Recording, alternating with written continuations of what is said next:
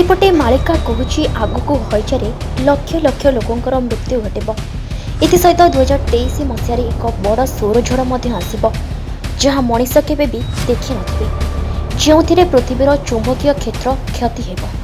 एतद व्यतीत सबु सैटेलाइट ध्वंस पाइब, फल कौन इलेक्ट्रोनिक जिनिस काम करना नहीं। तेज यही सब घटना 2023 मसीह 24 मसीहा मध्य घटब। फोन सैटेलाइट सिस्टम ध्वंस होगा कारण मोबाइल व्यवहार बंद हो फल लोके सबुदिन टेलीफोन व्यवहार को भूलिजे। आहरी कहुई 2023 मसीह एलियन माने पृथ्वी उपरे आक्रमण करेंगे, जो समय 3 दिन 3 राति अंधार हेब।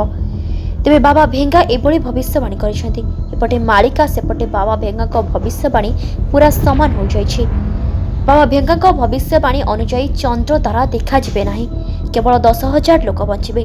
बाबा भेंगा भविष्यवाणी अनुसार न्यूक्लियर पावर पॉइंट रे बड़ धरणर विस्फोरण घटब, जहाँ समग्र एशिया महादेशर अधिकांश अंचल कलाबादल ढांकी होपक्षे मालिका अनुसार 2025 मसीह 7 दिन 7 राति अंधकार हेब।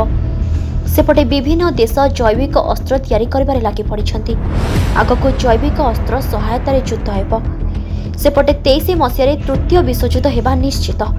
केवल मालिका नुहे, बाबा भेंगा 2023 तृतीय विश्वयुद्ध हेब बोली भविष्यवाणी करिछन्ति।